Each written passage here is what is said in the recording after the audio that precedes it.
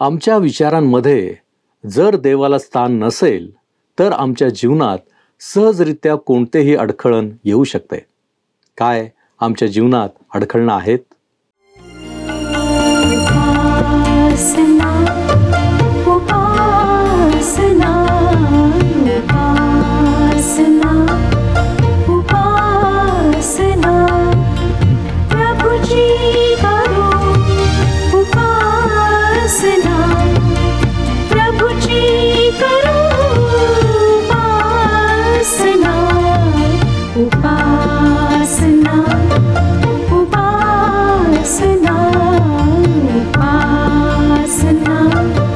उपासना. प्रभू येशू ख्रिस्ताच्या मधुर नावात आपणास सलाम. उपासना कार्यक्रमामध्ये आपले हार्दिक स्वागत. प्रियानो, अडखळण ही एक मोठी बाधा असते. जे काही योग्य रीतीने चालले असते त्यामध्ये काहीतरी करायचे, जेणेकरून चांगल्या गोष्टी बंद होतील. अशा प्रकारे अडखळण आणण्याचे काम बरेच लोक करीत असतात. परंतु या गोष्टी आपण जाणून घेणे आवश्यक आहे. आजच्या अध्ययनात आपण पाहू की गलती येथील लोकास कोणी अडखळण निर्माण केले होते, त्यामुळे त्याचा परिणाम काय झाला, तसेच पौलाने त्यांना कोणते सूत्र सांगितले. या सर्व गोष्टी शिकण्यासाठी चला प्रियांनो, आपण आपल्या अध्ययनाची सुरुवात करूया. श्रोत्यांनो, पवित्र शास्त्रातील अत्यंत महत्वाचे असे जे पुस्तक आहे त्याचे म्हणजे गलतीकारास पत्र याचे आम्ही अध्ययन करीत आहोत. आम्ही आतापर्यंत विश्वासाद्वारे तारण या सिद्धांताचा या पुस्तकातून अभ्यास केला आणि आता आम्ही त्यातील 5व्या अध्यायाचा अभ्यास करीत आहोत. त्यामध्ये पवित्रीकरणाच्या सिद्धांताचा अभ्यास करीत असताना आपण पहिल्या 4 वचनांचे स्पष्टीकरण पाहिले. 5व्या वचनाची आपण किंचित उजळणी करून त्याचे स्पष्टीकरण पाहणार आहोत. 5वा अध्याय 5वे वचन आपण वाचूया. गलतीकारास पत्र 5वा अध्याय आणि 5वे वचन. हे वचन आम्हाला सांगतं, कारण आपण आत्म्याच्या द्वारा विश्वासाने नीतिमत्वाची आशा धरून वाट पाहत आहोत. या ठिकाणी नीतिमत्वाची आशा हा शब्द भविष्याच्या संदर्भात वापरण्यात आलेला आहे आणि त्याचा अर्थ असा की आमच्या नीतिमत्वाची आशा प्रभू येशू ख्रिस्त आहे. आम्हाला एकच आशा आहे व ती आशा म्हणजे प्रभू येशू ख्रिस्ताला आमचे नीतिमत्व असे करण्यात आले आहे. श्रोत्यानो, पौलाने या पत्रामध्ये भविष्यवादाचा फारच तुरळक संदर्भ दिला. ही गोष्ट समजून घेता येईल अशी आहे, कारण त्याचा भर सुवार्ता व ख्रिस्ती जीवनावर होता. पवित्र शास्त्रातील पुस्तकांचा अभ्यास करीत असताना त्या पुस्तकाचा भर, त्यातील महत्वाची कल्पना कोणती आहे ही गोष्ट समजून घेणे आवश्यक आहे. तसेच त्या काळामध्ये कोणत्या गोष्टी प्राथमिक महत्वाच्या होत्या हेही समजून घेणे आवश्यक आहे. असे न केल्यामुळे जसे मंडळीच्या वडिलांच्या भविष्यवादावरील विधानांचा संदर्भ दिल्याप्रमाणे चुकीचा अर्थ लावणे व गैरसमज करून घेणे होऊ शकते. पॉल, पेत्र, याकोब, मत्ते, मार्क आणि लूक हे भविष्यवादाचे तज्ज्ञ होते. परंतु पॉल या गलतीकारांना फक्त म्हणत आहे की आम्ही आत्म्याच्या द्वारे विश्वासाने नीतिमत्वाची आशा धरून वाट पाहत आहोत. मला वाटतं पॉल असे ह्यासाठी म्हणाला की या जीवनात विश्वासणारे परिपूर्णता गाठू शकणार नाहीत. आणि आजचे सर्वात मोठे अपरिपूर्णत्व हे आहे की आपण परिपूर्ण आहोत असे समजणे. जे लोक स्वतःला परिपूर्ण समजतात ते आपल्यासारखेच अपरिपूर्ण आहेत, पण त्यांना तसे वाटत नाही. 5वा अध्याय आणि 6व्या वचनात पॉल म्हणतो, ख्रिस्त येशूमध्ये असलेल्यांचे सुनता होण्यात किंवा न होण्यात काही सामर्थ्य आहे असे नाही, तर प्रीतीच्या द्वारे कार्य करणारा जो विश्वास त्याच्या सामर्थ्य आहे. कोणतीही कायद्याची यंत्रणा ख्रिस्ती जीवन निर्माण करू शकत नाही. त्यासाठी एक साधे सूत्र आहे, प्रीतीच्या द्वारे कार्य करणारा विश्वास. गलतीकारास पत्र याचा अभ्यास करताना पुढे पौलाने दिलेली कार्यपद्धती आपण पाहू. परंतु आम्ही हे साधे सूत्र लक्षात ठेवायला हवे की प्रीतीच्या द्वारे कार्य करणारा विश्वास हे ते सूत्र आहे. ख्रिस्ती जीवन जगण्याचा हाच मार्ग आहे. विश्वास प्रीतीद्वारे कार्य करतो. प्रीती पवित्र आत्म्याचे फळ आहे. 5व्या अध्यायातील 7व्या वचनात पॉल काय म्हणतो ते पहा. तुम्ही चांगले धावत होता, मग सत्याला मान्य होऊ नये म्हणून तुम्हाला कोणी अडथळा केला? पॉल या गलतीकरांशी रागावून बोलत आहे. यहुदीवादी त्यांच्याकडे येईपर्यंत त्यांचे सर्व व्यवस्थित चालले होते, परंतु आता ते अडखळले होते. सत्य म्हणजे सुवार्ता आणि अर्थातच प्रभू येशू ख्रिस्ताचे व्यक्तित्व. यहुदीवादी या सत्याविषयी अडखळले होते. पॉल त्यांना 8व्या वचनात काय म्हणतो पहा, तुम्हाला पाचारण करणाऱ्याची ही बुद्धी नव्हे. श्रोत्यांनो, हे अडखळण तुम्हास ख्रिस्ताकडून नाही तर दुसरीकडून आलेले आहे, असे तो त्यांना म्हणत आहे. कृपया असे समजू नका की पौलाचे हे सांगणे फक्त गलतीकरांसाठी होते, तर ते तुमच्या व माझ्यासाठीही आहे. आम्ही आमच्या ख्रिस्तावरील विश्वासाबाबत अडखोला आहोत की काय याची आम्ही वेळोवेळी पारख करायला हवी. आणि ती पारख आम्ही शास्त्रलेख शोधूनच करायला हवी. नाहीतर खोट्या शिक्षणाच्या मधुर बोलण्याला आम्ही सहज फसू शकतो. आणि जर तुमच्यापैकी कोणी सुवार्तिक असेल किंवा मंडळीचा सभासद असून देवाच्या सेवेविषयी अतिशय आवेशी व उत्सुक असेल, तर त्यानेही आपण स्वतः असे खोटे शिक्षण देऊन इतरांना अडखळीत तर नाही ना, याची खात्री करून घ्यायला हवी. कारण एक दिवस आम्हा सर्वांना आमच्या सर्व कृत्यांबद्दल परमेश्वरासमोर जाब द्यावा लागेल. 9व्या वचनात तो म्हणतो, थोडेसे खमीर सगळा कणकेचा गोळा फुगवून टाकते. जुन्या व नवीन करारात खमीर हे नेहमीच वाईटाचे तत्व समजल्या गेले आहे. मत्ते कृष्णवर्तमानाच्या 13व्या अध्यायातील 33व्या वचनात आपण एका स्त्रीने खमीर 3 मापे पिठात लपून ठेवल्याचे वाचतो. खमीर म्हणजे सुवार्ता नाही, पण तरीही ते वाईट आहे. खरे तर पौलाच्या म्हणण्यानुसार ती अजिबातच सुवार्ता नाही. मत्तेयाचा 16वा अध्याय व 6व्या वचनात प्रभू येशूने आपल्या शिष्यास पुरुषांच्या खमीराविषयी सावध राहण्यास सांगितले. मला वाटतं की आज काटेकोरपणे विधी पाळण्याविषयी आम्हाला सावधगिरीचा इशारा दिला गेला आहे. ती एक भयंकर गोष्ट आहे. काटेकोर विधी आम्हाला सांगतात की 2000 वर्षांपूर्वी जेव्हा प्रभू येशू ख्रिस्त आमच्यासाठी वधस्तंभावर मरण पावला, तेव्हा त्याने आम्हाला संपूर्ण तारण दिले नाही आणि ते संपूर्णपणे मिळविण्यासाठी मला काही विधी किंवा पवित्र आत्म्याद्वारे आणखीन काहीतरी मिळवण्याची आवश्यकता आहे. असे नाही श्रोत्यानो. जेव्हा आम्ही ख्रिस्ताचा स्वीकार करतो, तेव्हा आम्हाला संपूर्ण तारण प्राप्त होते. आमच्या तारणानंतर आम्हाला विशेष अनुभव येतील, पण ते आमच्या तारणात भर घालीत नाहीत. ख्रिस्ताने आमचे तारण साधले आहे. प्रभू येशू ख्रिस्ताने म्हटले की एका स्त्रीने खमीर घेऊन ते 3 मापे पिठामध्ये लपवले. हे सुवार्तेचे प्रतीक आहे. दुसऱ्या शब्दांमध्ये सांगायचे झाले तर सुवार्तेमध्ये खमीर लपवलेले आहे आणि त्यामुळे ते दैहिक माणसाला पचण्यास योग्य होते. आज सुवार्तेमध्ये पुष्कळसे खमीर घालण्यात येते, जेणेकरून सुवार्ता ग्रहण करणे सोपे जाईल. दैहिक माणसाला खमीर घातलेली ब्रेड आवडते. ती चवदार लागते, पण तसे न करण्याविषयी आम्हाला सांगण्यात आले आहे. 10वं वचन पहा. तो म्हणतो, 5वा अध्याय 10वे वचन, मला प्रभूमध्ये तुमच्याविषयी खात्री आहे की तुम्ही दुसरा विचार करणार नाही.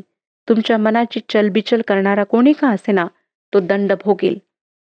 गलतीकर तर ते शेवटी यहुदीवाद्यांचे शिक्षण नाकारतील असा पौलाचा विश्वास होता. तो त्यांना म्हणत आहे की मला तुमचा भरोसा आहे की जेव्हा तुम्ही त्या शिक्षणाविषयी अधिक समजू लागाल व तुमचा भ्रम दूर होईल, तेव्हा तुम्ही तुम्हाला शिकविण्यात आलेल्या सुवार्तेकडे परत वळाल. आणि यहुदीवाद्यांची शिकवण अडखळण होते, ते एक प्रकारचे खमीर होते, हे तुम्हाला समजेल. पॉल त्यांना असेही म्हणतो, तुम्हाला घोटाळ्यात पाडणारा कोणीही असो, तो दंड भोगेल. श्रोत्यानो, आमचे वागणे, आमची शिकवण इतरांना अडखविणारे आहे की काय याची पारख करून घेणे फार फार आवश्यक आहे. कारण मार्क वर्तमानाचा 9वा अध्याय आणि 42व्या वचनामध्ये प्रभू येशू ख्रिस्ताने अशांना गंभीर सूचना दिलेली आहे. तो म्हणतो, मजबर विश्वास ठेवणाऱ्या या लहानातील एकाला जो कोणी अडखळवील, त्याच्या गळ्यात मोठ्या जात्याची तळी बांधून त्या समुद्रात टाकावे, हे त्याला बरे. जेव्हा आपण सुवार्ता सांगताना ख्रिस्ती जीवन जगत असल्याचा दावा करीत असताना आपले बोलणे, वागणे, आपल्या वृत्तीविषयी सावध असा. तुमच्यामुळे कोणी अडखळले जाऊ नये. पॉल पुन्हा एकवार या लोकांना यहुदीवादाविरुद्ध आपला मुद्दा ठासून सांगत आहे. तो 11व्या वचनात म्हणतो, बंधुजन हो, मी अजून सुनतेचा उपदेश करीत असलो तर अद्याप माझा छळ का होत आहे? तसे असते तर वधस्तंभाचे अडखळ नाहीसे झाले आहे. श्रोत्यांनो, हे वचन महत्वाचे आहे. पौलाने त्यांना विचारले आहे की जर मी सुन्नतेचा उपदेश करतो तर माझा छळ का होतो?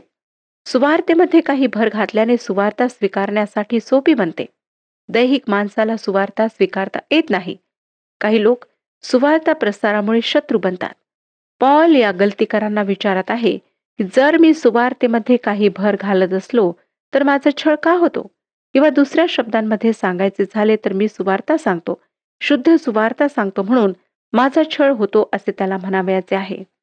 पुढे तो म्हणतो, अशाने वधस्तंभाचे अडखळण नाहीसे झाले आहे. खरे तर मानवाला ज्या गोष्टींचा गर्व वाटतो त्या गर्वाला येशूचा वधस्तंभ बाधा पोहोचवितो. येशूचे वधस्तंभावरील अर्पण मानवाच्या नैतिकतेला धक्का पोहोचविते, कारण ते मानवाला जाणीव करून देते की त्याच्या कार्याने तो नीतिमान ठरू शकत नाही. तसेच ते मानवी तत्वज्ञानाला धक्का पोहोचविणारे आहे, कारण ते मानवाच्या विचारशक्तीला नव्हे तर विश्वासाला साथ घालते. मानवाच्या संस्कृतीला ते धक्का पोहोचविणारे आहे, कारण त्याची सत्ये लहान बालकांना, साध्या लोकांना प्रगट केली जातात. मानवाच्या जातीविषयक जाणीवेला ख्रिस्ताचे वधस्तंभावरील मरण धक्का पोहोचविते, कारण परमेश्वर दीन व नम्र लोकांची निवड करतो. ते मानवाच्या इच्छेला धक्का पोहोचविणारे आहे, कारण ते विनाशर्त शरणागतीची मागणी करते. मानवाच्या अस्मितेला ते धक्का पोहोचविते, कारण मानवी हृदयाचा अति पातकीपणा ते दाखवून देते. ते मानवाला धक्का देणारे आहे, कारण त्याचा नवीन जन्म व्हायला पाहिजे असे ते सांगते. त्या एका रात्री निकदेम नावाच्या पुरुषाला, जो स्वतः धार्मिक होता, त्याला तुझा नव्याने जन्म व्हायला पाहिजे असे ऐकणे अपमानकारक होते. म्हणूनच अनेक उपदेशक जे नवीन जन्माविषयी उपदेश करतात ते आपल्या मंडळीशी वैरभाव जोडल्याप्रमाणे होतात. काही सभासदांना नवीन जन्म नको असतो. आपण आहोत तसे चांगले आहोत असे त्यांना वाटते. सुवार्ता त्यांच्याकरिता अपमानास्पद असते. वधस्तंभ त्यांच्यासाठी अडखळ नसतो. ते मोठे करण्याची आम्हाला गरज आहे असे मला वाटत नाही. एका पवित्र शास्त्र अध्ययनाच्या महाविद्यालयात एक प्राध्यापक आपल्या विद्यार्थ्यांना एक फार सुज्ञतेची गोष्ट सांगत.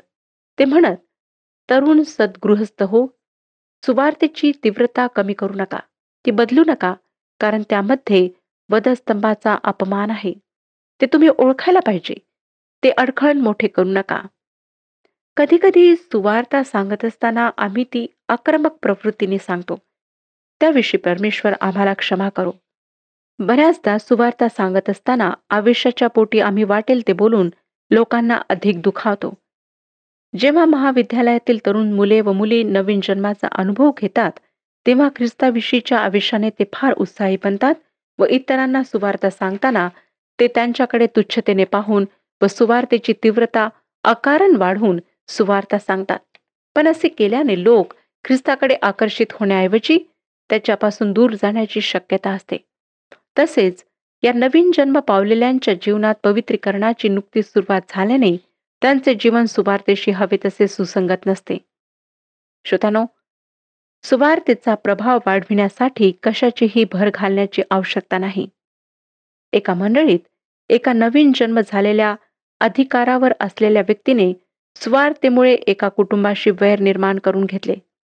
त्याला त्याच्या पालकांनी सांगितले, आम्ही लोकांशी वैर निर्माण करावयाचे नाही. जर कशामुळे त्यांच्याशी वैर निर्माण व्हायचेच असेल तर तुम्ही किंवा मी, आपल्यामुळे नाही तर जी सुवार्ता मी गाजवतो तिने होऊ दे.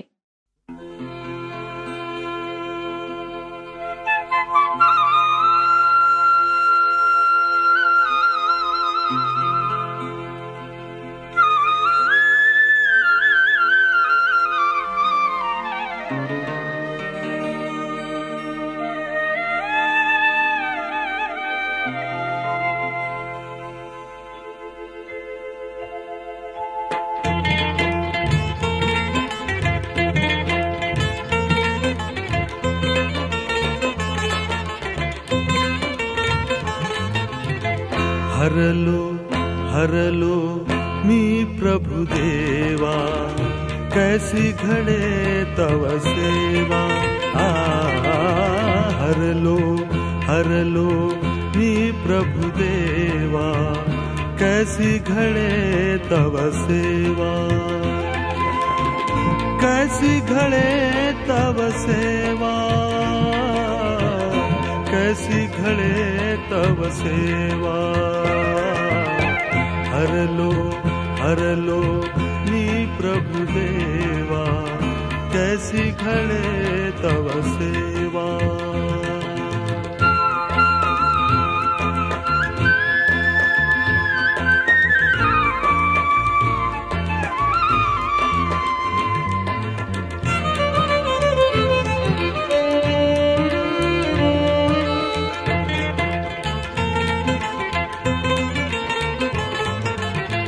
पापामध्ये मन लोळे, झाल्यावरती उघडती डोळे।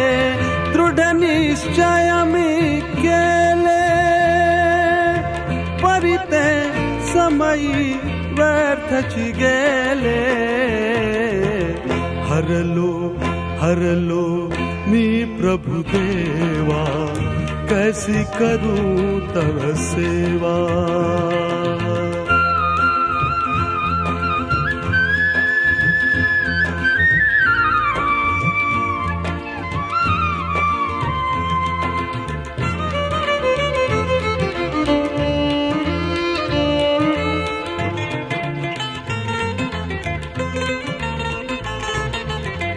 तोची विवेक काटा, करिता बोध कुटे मज फाटा। देवळी नेत्र उघडती, तेथुनी निघता झापळ पळती। हरलो मी प्रभु देवा, कैसी घड़े तव सेवा, कैसी घड़े तव सेवा, कैसी घड़े तव सेवा। हरलो मी प्रभु देवा, कैसी घड़े तव सेवा,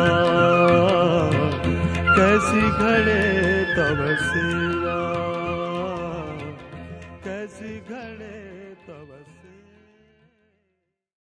पॉल पुढे गलतीकारास पत्र 5 अध्याय आणि 12 वचनात म्हणतो, तुमच्या ठाई अस्थिरता उत्पन्न करणारे स्वतःला छेदून घेतील तर बरे होईल। पौलाचा या अडखळण आणणाऱ्या यहुदीवाद्यांविषयीचा राग या वचनातून दिसून येतो। आपण मागेच येशू ख्रिस्ताचे या अडखळण आणणाऱ्यांविषयीचे वचन ऐकले। देवाचे वचन स्पष्ट आहे, परखड आहे व दुधारी तलवारीपेक्षाही तीक्ष्ण आहे। आपण ख्रिस्ती विश्वासाच्या नावाखाली नवीन विश्वासणाऱ्यांना, ख्रिस्ताकडे येऊ पाहणाऱ्यांना काय शिकवतो याविषयी काळजी घ्या। नंतर 13व्या वचनात तो काय म्हणतो पहा। 13वे वचन, बंधुजन हो, तुम्हाला स्वतंत्रतेकरिता पाचारण झाले तरी त्या स्वतंत्रतेने देहवासनांना वाव मिळू देऊ नका, तर प्रीतीने एकमेकांचे दास व्हा। ख्रिस्ती जीवन जगण्याच्या 3 पद्धती आहेत आणि त्यातील 2 निरुपयोगी आहेत। एक काटेकोरपणे विधी पाळणारे जीवन, ज्याविषयी पॉल सध्या चर्चा करीत आहे, आणि दुसरे स्वैराचाराचे जीवन, ज्याच्याविषयी पौलाने रोमकारास पत्र याच्या 6व्या अध्यायामध्ये चर्चा केलेली आहे। एकदा आमचे कृपेने तारण झाले की काय आम्ही पापात जगू शकतो? पौलाचे उत्तर आहे, देव ना करो। म्हणजे तुम्ही पापामध्ये राहून ख्रिस्ती होऊ शकत नाही। तुम्ही पापात पडाल, परंतु तुम्ही त्यातून बाहेर पडाल। उधाळा पुत्र डुकरांच्या खुराड्यामध्ये राहिला, पण तो तेथे स्थायिक होणार नाही, तो ते सोडून देईल। ख्रिस्ती जीवन हे काटेकोर विधींचे जीवन नाही व ते स्वैराचाराचेही जीवन नाही। आणि ख्रिस्ती जीवनाची जी तिसरी पद्धत आहे ती म्हणजे स्वतंत्रतेचे जीवन। आणि या उरलेल्या अध्यायात पॉल त्या जीवनाची कार्यपद्धती सांगत आहे। काटेकोर विधीमध्ये फक्त 10 अध्यायांचा समावेश होत नाही, तर आज पवित्र शास्त्रावर विश्वास ठेवणारे अनुसरत असलेल्या नियमावलीचाही समावेश होतो। ही नियमावली तुम्ही कोठे जाऊ नये, काय करू नये ते सांगते। मला टेक्सास मधील पवित्र शास्त्राची एक चांगली शिक्षिका माहीत आहे। एकदा एक विश्वासणारी व्यक्ती मला येऊन म्हणाली, ती ख्रिस्ती विश्वासणारी आहे असे तुम्हाला खरेच वाटते का? ती मेकअप लावते। मेकअप करण्या न करण्याने व्यक्तीला ख्रिस्ती ठरविता येते असे कोणी सांगितले आहे? मी त्या व्यक्तीला म्हटले की ती पवित्र शास्त्राची शिक्षिका आपल्या ख्रिस्ती स्वातंत्र्यामध्ये जगत आहे. ती कदाचित जास्त पावडर लावत असेल, पण ते तिच्या वयामुळे असू शकते. प्रामाणिकपणे सांगायचे झाले तर मला नाही वाटत की पावडरमुळे किंवा इतर काही गोष्टी लावल्यामुळे तिच्या सौंदर्यात काही फरक पडतो. पण तिला ख्रिस्तामध्ये स्वातंत्र्य आहे. तुम्ही मांस खाता किंवा खात नाही यावरून परमेश्वराकडे तुमची शिफारस होत नाही. तुम्ही पावडर लावता किंवा लावित नाही याने तुमची देवाजवळ शिफारस होत नाही. तुम्ही प्रत्येक आज्ञा पाळाल, परंतु तरीही तुम्ही ख्रिस्ती जीवन जगणारे नसाल असे पॉल म्हणत आहे. तुम्ही फक्त 10 आज्ञाच पाळू शकणार नाही, तर दुसऱ्यांनी तुम्हाला घालून दिलेली नियमावलीही पाळू शकाल आणि तरीही तुम्ही ख्रिस्ती जीवन जगणारे नसाल. काही स्वैराचारी लोक असेही आहेत की त्यांना जे योग्य वाटते ते करतात आणि आपण ख्रिस्ती जीवन जगत आहोत असे त्यांना वाटते. हे लोक काटेकोरपणे विधी पाळणाऱ्यांसारखे टोकाची भूमिका घेणारे आहेत, परंतु या दोन्हींपैकी एकही ख्रिस्ती जीवन नाही. ते ख्रिस्तामधील स्वतंत्रतेचे जीवन आहे. पॉल म्हणतो की त्या स्वतंत्रतेने देहवासनांना वाव मिळू देऊ नका. कृपेची सुवार्ता विश्वासणाऱ्यांसाठी काय करते? नियमशास्त्र नव्हे तर कृपा आम्हाला अयोग्य ते करण्यापासून मुक्त करते व योग्य ते करण्याची परवानगी देते. कृपा आम्हाला पाप करण्याचे स्वातंत्र्य देत नाही, तर ती आम्हाला पापापासून मुक्त करते. विश्वासणाऱ्याने देवाला संतुष्ट करण्याची इच्छा बाळगली पाहिजे. म्हणजे जसा दास किंवा गुलाम आपल्या मालकाला खुश करण्याचा प्रयत्न करतो तसे नाही, तर मुलगा जसा आपल्या पित्याला संतुष्ट करीतो त्याप्रमाणे त्याने परमेश्वराला संतुष्ट करण्याची इच्छा बाळगली पाहिजे. तो देवाला हवे ते करीतो, कारण तो शत्रूला घाबरून एखादी गोष्ट करावी अशा प्रकारे करीत नाही, तर ती करायला हवी. परमेश्वर त्याचा मित्र आहे म्हणून तो ती करतो. परमेश्वर त्याच्यावर प्रीती करणारा आहे. तो देवाची सेवा नियमशास्त्राच्या दबावामुळे करीत नाही, तर त्याच्या अंतःकरणात जे एक महान तत्व आहे, जे ख्रिस्ताचे जीवन त्याच्यामध्ये आहे, त्याकरिता तो देवाची सेवा करतो. प्रिय श्रोत्यानो, ख्रिस्ती जीवन स्वैराचाराचे जीवन नाही. ते काटेकोरपणे पाळण्याच्या विधीचे नाही, तर ते ख्रिस्तामधील स्वातंत्र्याचे आहे. परमेश्वर आम्हाला ख्रिस्ताद्वारे पाप, सैतान व मृत्यू यापासून स्वातंत्र्य देतो. अंधकाराच्या सत्ता आमच्यावर ख्रिस्तामुळे वर्चस्व गाजवू शकत नाही, कारण परमेश्वर बंदिवानांना मोकळे करणार आहे.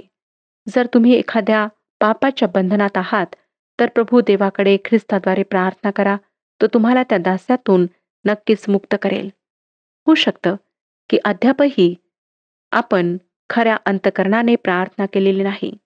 अजूनही आपल्या पापांबद्दल आपण पश्चाताप केलेला नाही. लक्षात ठेवा की स्वतंत्र देशात राहत असताना सुद्धा आपण गुलाम आहात. पापाच्या गुलामीत आपण जीवन जगत आहात. लक्षात ठेवा श्रोत्यानो की पापाची जी बंधने आहेत, ती बंधने तोडण्याकरिता फक्त येशू ख्रिस्त समर्थ आहे. तोच तुम्हाला तुमच्या त्या भयंकर पापांपासून मुक्ती देऊ शकतो. तुमच्या स्वप्रयत्नांनी काहीच होणार नाही. तुमच्या स्वप्रयत्नांनी पापाच्या भयंकर चिखलातून तुम्ही निघू शकणार नाही. जर आपण स्वप्रयत्न करून पापांपासून मुक्ती प्राप्त करण्याचा प्रयत्न करीत आहात, तर तुम्ही स्वतःला धोका देत आहात.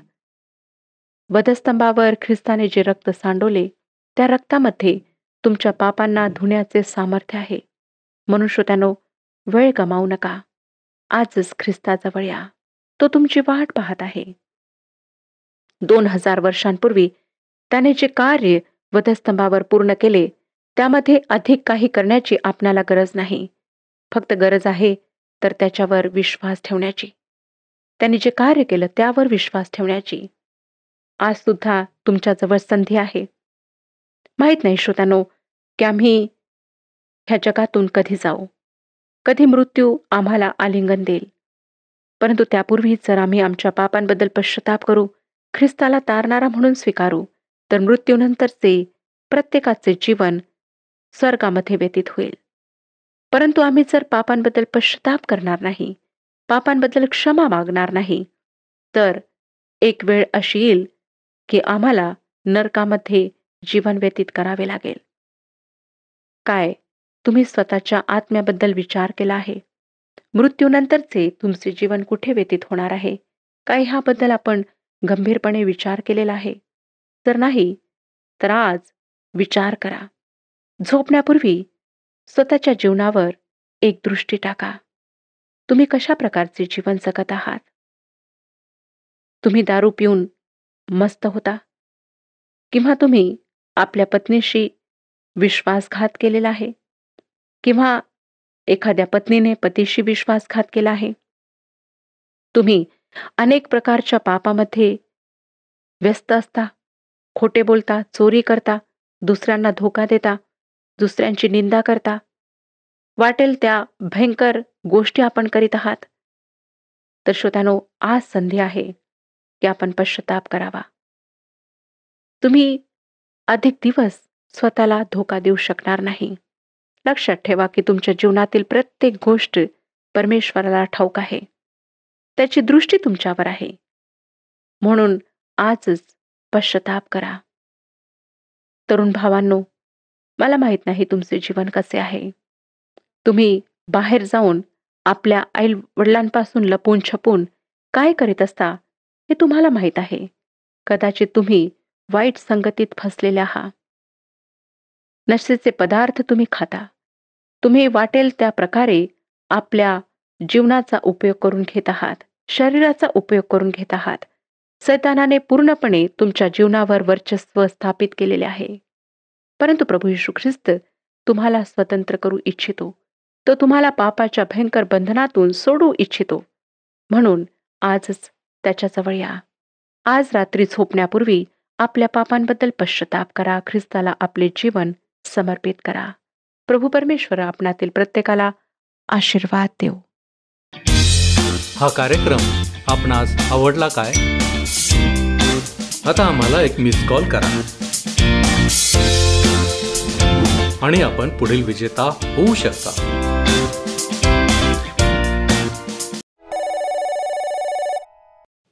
प्रियांनो, आम्ही आज एक सूत्र शिकलो आहोत.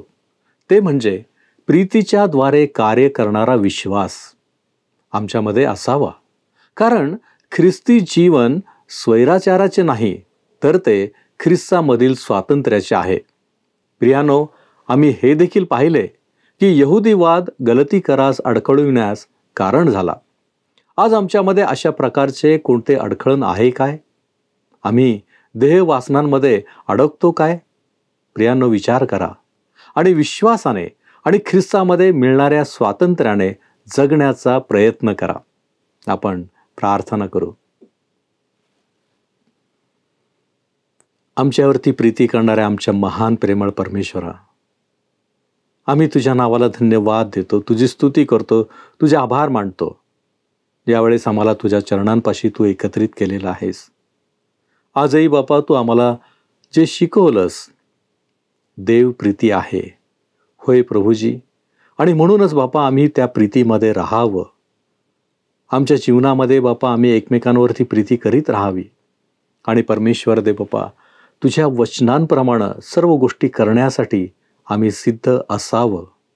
प्रभूजी, या गोष्टी करत असताना आमच्या जीवनामध्ये अडखळण येत असतात. होय प्रभूजी, इतर लोकही आमच्या जीवनामध्ये अशा प्रकारे बाधा निर्माण करतात. परंतु बापा, आम्ही आमचं लक्ष केवळ तुझ्यावर ठेवावं. म्हणून प्रभूजी, तू आम्हाला सहाय्य कर. आम्ही तुला धन्यवाद देतो आणि या विनंत्या, या मागण्या येशू ख्रिस्त आमचा प्रभू याच्याद्वारे करतो, म्हणून तू ऐक. आमेन. प्रभू येशू ख्रिस्ताची कृपा, देवाची प्रीती आणि पवित्र आत्म्याची सहभागिता तुम्हा सर्वांसह असो.